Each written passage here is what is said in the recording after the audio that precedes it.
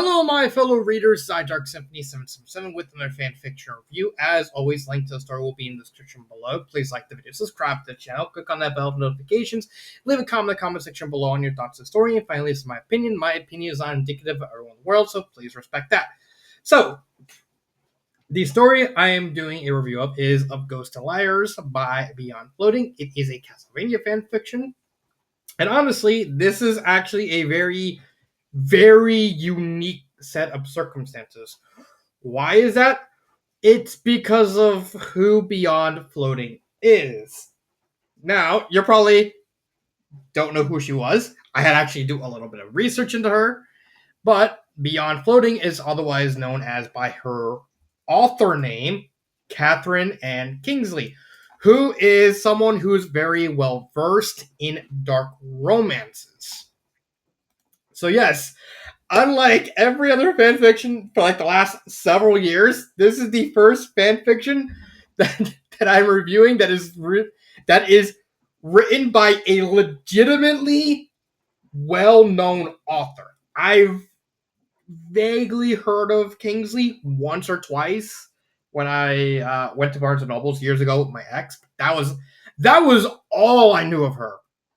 But the fact that I was even aware of her existence, even as fleeting, shows that she knows her stuff. She, especially in the world of dark romance, and dark romance is a very subset of regular romance. It's basically like more. It's really dark romance is like one of those genres. Honestly, that's really hard to describe. It focuses more on like darker aspects like abuse, psychological. Like in this story specifically instance, the main female character falls in love with Dracula due to Stockholm syndrome. They actually name drop Stockholm syndrome in the story. So yeah, it's a very like twisted version of romance, and it's very popular, mostly around women. I don't know why women tend to like dark romance so much. Honestly, confuses me because I figured that'd be like one thing where like both genders would like that stuff. It's weird. But let's actually get into the story before I go off any more unnecessary tangents. Don't worry, there is going to be like one very specific tangent I kind of have to go all on. I'll be going on it when I talk about Dracula. It's kind of important for this specific story. So let's actually talk about the plot. So the plot actually starts not with Dracula, not with any of that, with a group of 4 treasure hunters. They are Tex, Alex, Eric, and Izzy/Isabel, who is our main character. They're hunting for a mysterious sword that was then they were paid very generously by a pair of scientists. It's like, hey, we want you to raid this tomb. There's a sword in it.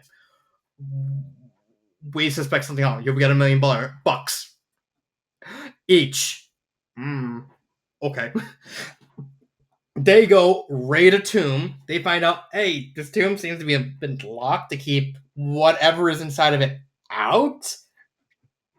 They manage to get inside the tomb. They open the casket and they see an emancipated corpse holding the sword. Like, okay. The text double taps the corpse. It's like, all right, fine. We got the sword. Let's get the sword.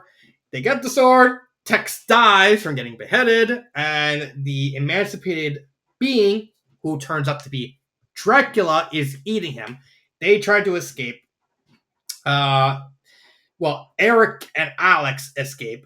Isabel tries to escape, touches Dracula. Now, it is important in this story to acknowledge the fact that Isabel is an empath, and that's actually a very important plot point throughout the entire story. Basically, how Isabel functions as a empath is she has to basically cover herself up 24/7. This is something that she acknowledged that she kind of did since childbirth, since she was a kid.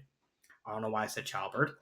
At any time when they make contact with her skin, whether it be like hand anything, basically put her hand on the shoulder, any sort of contact, she basically is able to forcibly, or and by forcibly in this instance, she can't really control how she does it. It just happens.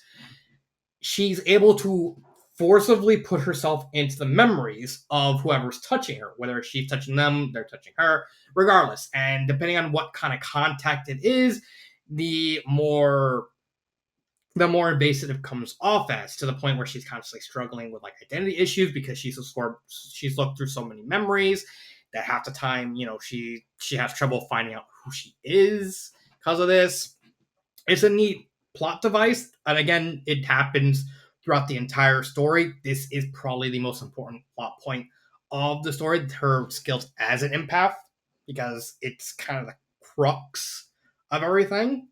So Dracula kills Tex. Dracula touches Isabel. Since she technically had a like wasn't wearing gloves, they basically pulls basically grabs her by the wrist. Isabel is forcibly inserted into Dracula's memories. Dracula's actually aware he's looking. I mean, she's looking through. I don't know why I'm messing up. Messing up that he's looking. He knows that she's looking through his memories. He basically says, "Boo." She freaks out. It's like, just leave me alone. Keeps feeding on text. She leaves. They get kidnapped. They find the scientists who just want immortality. They get Dracula.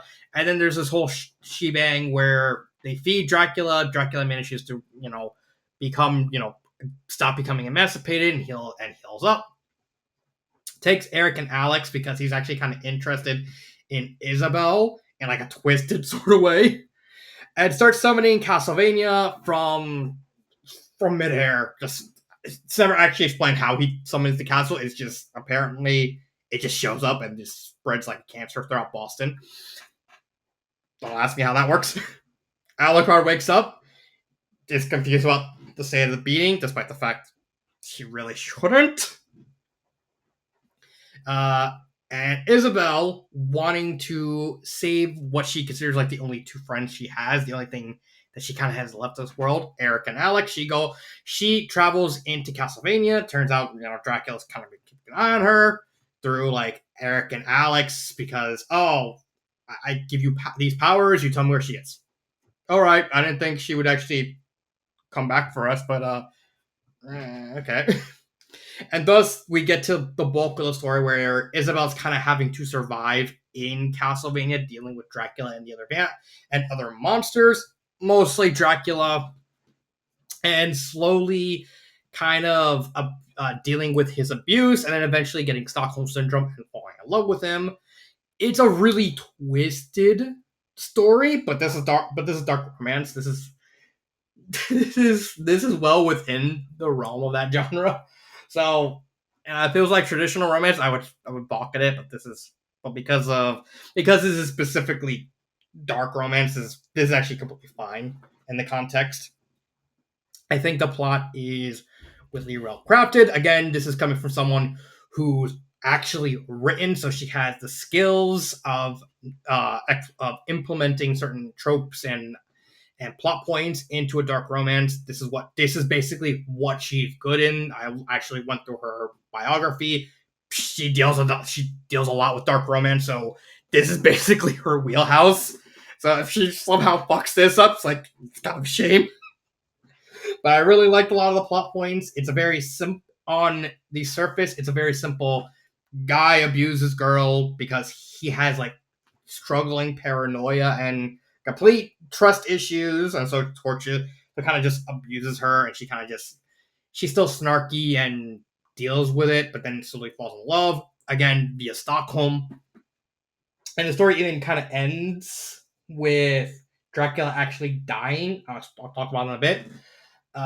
And basically he's tells Alucard, take her and go. I don't want her to stay inside the castle when I die and she gets stuck in purgatory. But instead she kind of turns around, goes back, holds Dracula's hand, and just kind of and lets her go into purgatory. I think it's a really well executed story. There's honest, like, as a baseline for like this type of story, it seems very simple on the surface, but this story has a lot of depth and a lot of twists and turns and how it uses the dark romance formula to basically tell the story it wants to do. And that's really well done. I have no legitimate complaints about how the overall plot is handled, because it's something that is uniquely dark romance. It's a very catch as can story in how it presents the idea of of abuse and trust and paranoia and also sensory sort of stuff, because again, Isabel can't really control her powers, so she has to deal with the fact that Dracula's forcing her into not really not really skimpy outfits, more like extravagant outfits that mostly block out sleeves. Like, nope, I will let you have gloves, no sleeves, but no sleeves. And her coping with that, and also coping with that, Alex becoming a vampire and Eric becoming a cyborg, and kind of worshiping Dracula. Sort of, well, Eric's worshiping Dracula. Alex is like, eh. He's technically my boss. I'll just deal with it. I do like that. I think everything about the story is really well done. Now we move on to characters. You basically only have two characters that need to be discussed. Technically three if you count Wraith. You have Isabel. I really love Isabel. I think Isabel's a really good snarky character. She's someone who's gone so long without any sort of true love or any sort of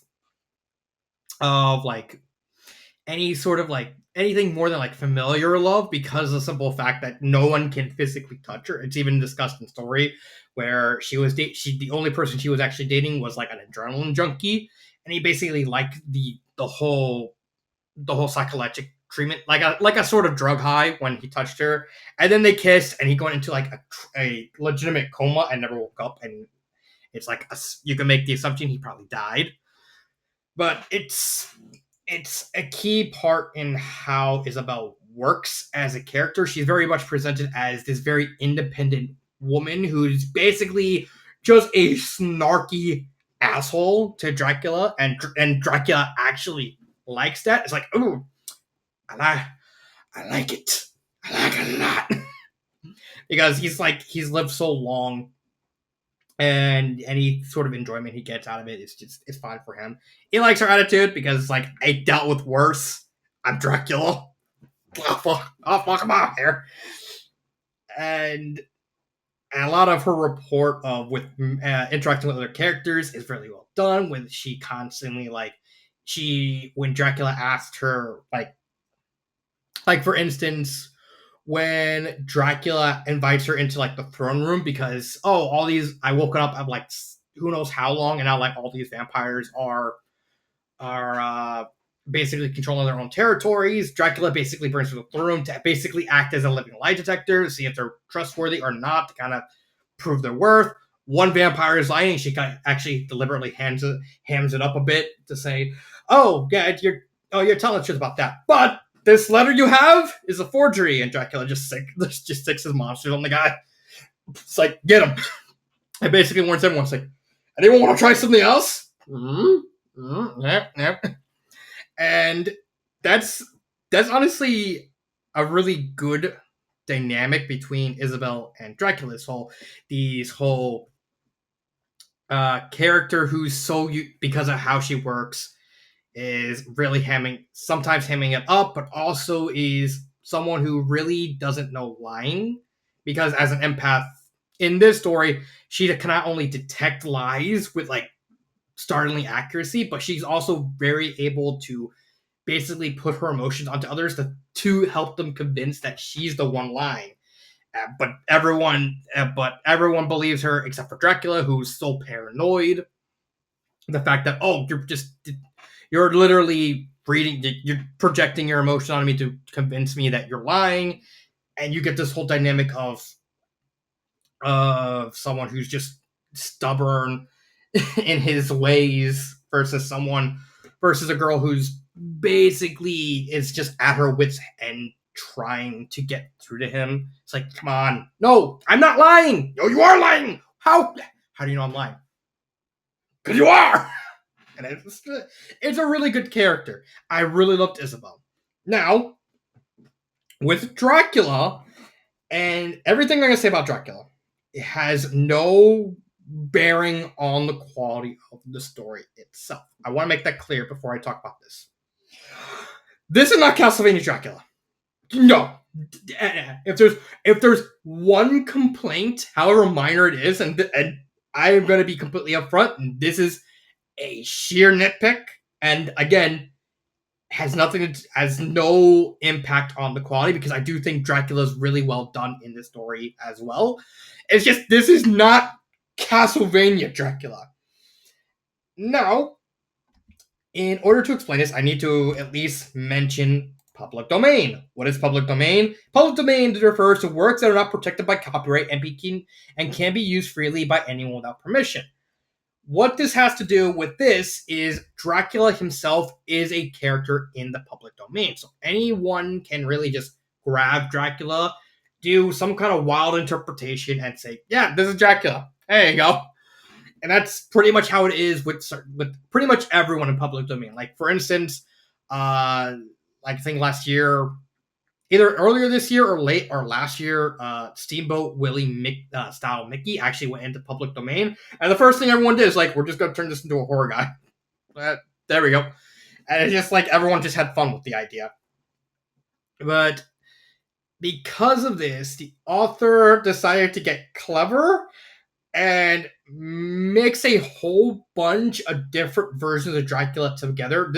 That's basically Ghost and Liar's Dracula. It's an amalgamation of various Draculas throughout various pieces of media. Yes, part of it is Castlevania. The only really connection this Dracula has with Castlevania is Alucard. That's it. Oh, and like 2-3 references to Symphony of the Night. And a reference to the Sorrow games because they reference Mina when Isabel is like so determined to like get through to Dracula, she basically just barges into his mind and looks through like all the girls he's kind of hooked up with, and the story does reference Mina Hakuba from the Sorrow games. So, but that's like a mess, especially like once you know the lore. Like, for instance, Dracula becomes a vampire by being chained, and a bunch of priests come have like a bowl of blood, and then you drown a falcon in the blood and then make him drink the blood. That's not really how Dracula became Dracula in Castlevania. He became Dracula by taking the Crimson Stone and the Ebony Stone. He's like, these are mine now. I'm gonna combine them. Now I'm Dracula, which is Lemon of Innocence. Nothing to do with it. I don't even know where the fuck drowning a falcon in blood came from. It's probably like it's probably some kind of interpretation of Dracula's backstory from some sense of media. So it probably is like canon to a Dracula. It's not canon. It's just not canon to Castlevania Dracula. His first wife died by falling off into like a bunch of rocks, which doesn't happen. She actually dies by sickness while Matthias and Leon Belmont are on crusades. Even like the whole thing with Lisa makes little sense, because while it is like, okay, Dracula becoming mad was because Lisa got killed, the author uses the Castlevania anime Dracula, which is a completely different version of Dracula altogether. Like, that's like a completely different continuity. And then you reference Mina, which is the Castlevania game that takes place in like modern day Japan. Like, fun fact, it like if I think like Castlevania Dawn of Sorrow actually takes place in 2025. It is 2025. And then they also reference the fact that Dracula's castle is like in his sword, which, if you know the Sorrow games, by the time of Dawn of Sorrow, Dracula's castle is like permanently gone because because it's been permanently cut from Dracula's power. He can no longer access it at all because it's actually stuck in an eclipse, not in a sword. And before you say, yes, I know there are certain interpretations of Dracula that does use a sword, the Castlevania one doesn't. He doesn't. Others do. This one, he doesn't. And even then, like Alucard being confused over like vehicles and stuff like that, he's like wandering. He's just a normal guy in the Sorrow games. So he's like, it doesn't make any sense. It's so weird. It is weird. Again, I'm not gonna say that this is a bad Dracula. This is a really good Dracula. It's just this is not Castlevania Dracula. Not at all.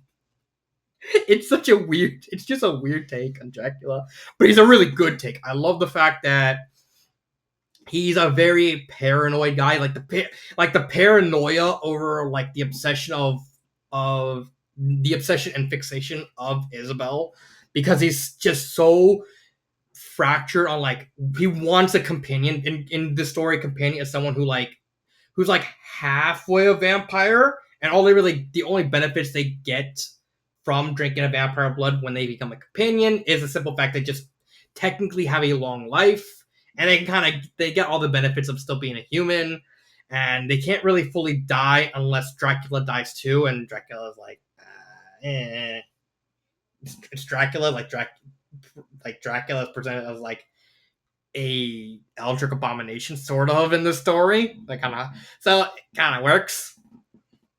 And even like his abuse of Isabel is rooted in paranoia, because he's so convinced that Isabel's just gonna turn around when he least suspect it, take the dagger that he knows that Alucard gave her, and put it through his arm, and then it's like, oh well, I died again. Goodbye.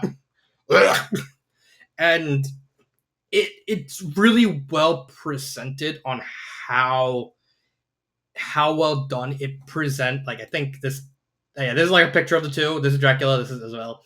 It really comes across as well done as you can with someone who's like completely paranoid, completely isolated, and also like has the shades of abuse that these stories kind of want to have.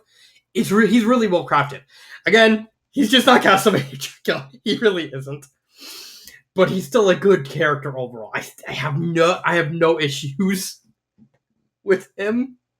Even with like all the shit talk I mentioned, he's still like a really well done interpretation of Dracula. And finally, you have Wraith. Now, Dracula, out of context, is an amalgamation of different Draculas.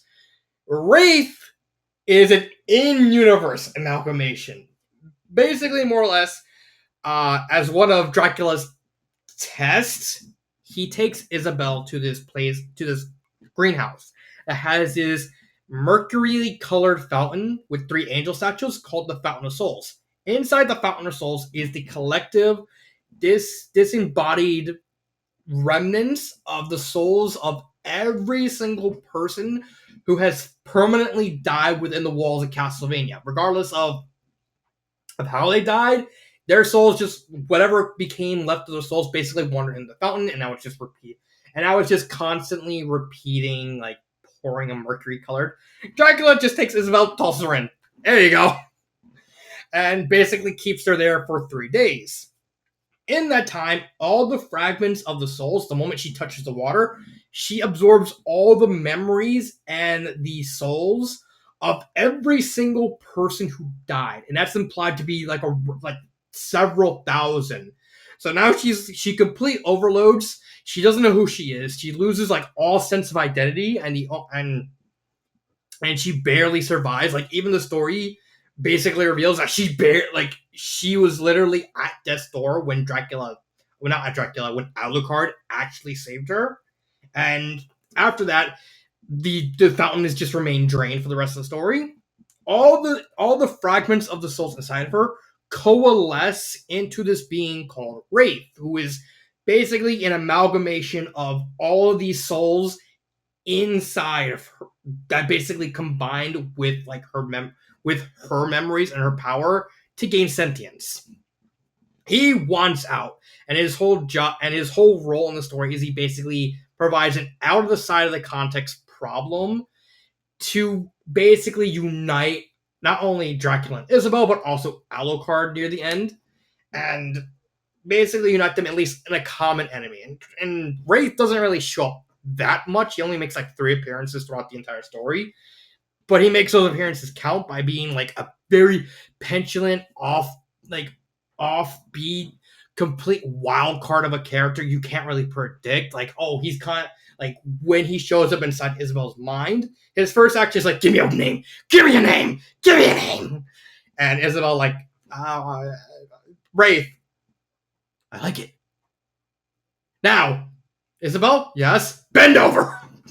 He weirdly wants to like rape Isabel, but he also wants to like take care of her and take her out of the castle, and wants to be seen as a hero. He's because of all these fractured body souls inside of him, his reasoning and his methods on everything are like completely shifting. Like he doesn't know what he truly wants besides claiming Isabel for himself. And even at the end, like he like takes over Alrox and he takes over Alucard, and then Dracula basically is like, this is like the first person who's like who I get to spend like at least a certain amount of time. He's willing to sacrifice himself. Like, I will let you have my body. And he even has to beg Isabel's like, let this happen. And he's like completely wiped out because now it's like this is like the one guy I can't truly beat because of how he works. Because he's like when he's not occupying a body, he's basically just a shadow that no one can physically touch. And even like his death is like karmic because Isabel calls back to like the beginning of the story. Like the way this whole thing works is like they basically come to a deal. Isabel hiding the knife that Alucard gave her when like her arm or something like that. Basically said, I would like to offer you a deal, and Wraith basically is like, but they seen too much. It's like we'll wander off. We'll disappear. You can only have me. Like right. Like, all right. And basically, when he's like kissing, and she even goes kiss. He kisses her. She takes the knife. She stabs Dracula's body in the chest, killing him. And Wraith is actually trying to escape because, oh shit, I've been had. And Dracula has to physically and mentally keep him from leaving his body. It's like, you're not leaving here, which causes Dracula's death. And he's even like proud of Isabel's like, I'm proud of you. Now go. And then when the castle comes back, you can come back. And then she stays. He's a really offbeat character. I love Wraith. I think he's fine. He's more than fine. He's great. And then I have a problem. Grammar errors. I didn't see any grammar errors. Pacing. You can make an argument that the story does go a bit too fast to get Isabel in the castle, but I think that makes sense in the context of the story because the story can't really progress without getting her into the castle, so it kind of makes sense of trying to get her there as fast as physically possible. You can make an argument for that. Like, yeah, I can understand. It would make more sense to kind of stretch it a little bit, maybe stretch the occupation. Occupation. I don't know why I'm saying like that. Occupation of Boston to kind of slowly get her into the castle. But I do think there's a legitimate reason why the author had to rush her in there because without it, the story can't progress. So it's fine. It's understandable. I don't have an issue.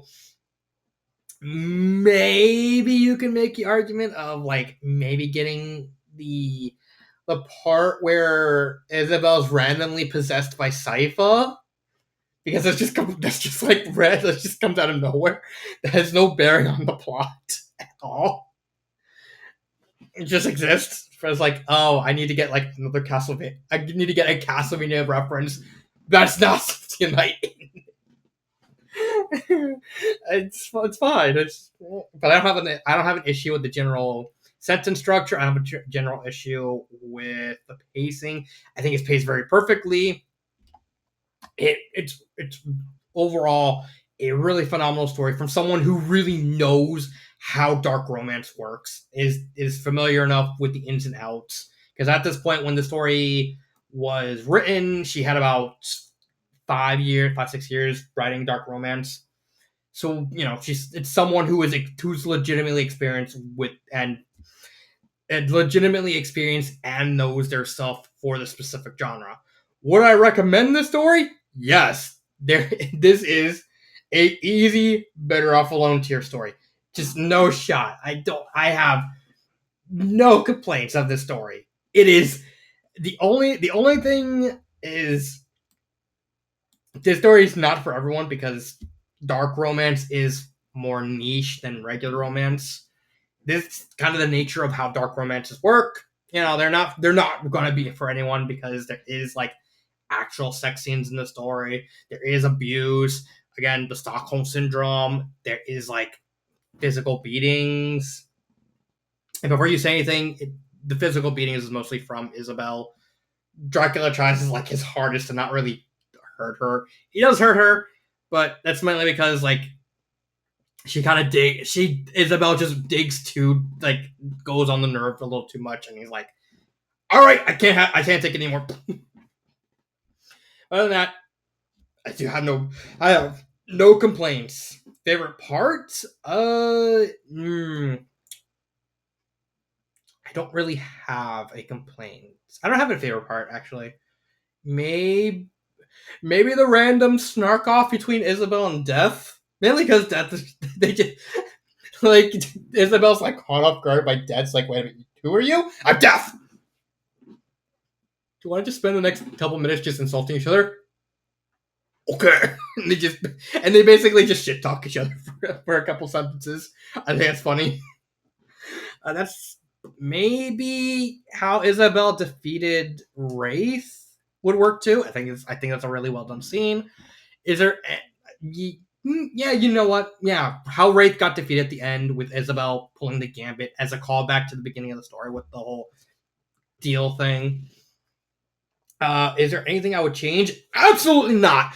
I think this is bar none a phenomenal dark romance that honestly does not need changing. You can make the arc. The only maybe suggestion I would have is maybe have an author add to this author's note and point out that this is not that you're taking this version of Dracula from like different mediums, but that's completely optional. The author doesn't really have to do this because there is still elements to the Castlevania take on Dracula in this story, so you don't really need to do that. But other than that, I got nothing. I have no complaints on this story. It is a phenomenal dark romance, and if you're into these types of stories, it is immediately a 100% recommendation on that. And anyone who likes these type of stories should go out of their way to read it. So this has been Dark Symphony 777 with Of Ghosts and Liars, and cut.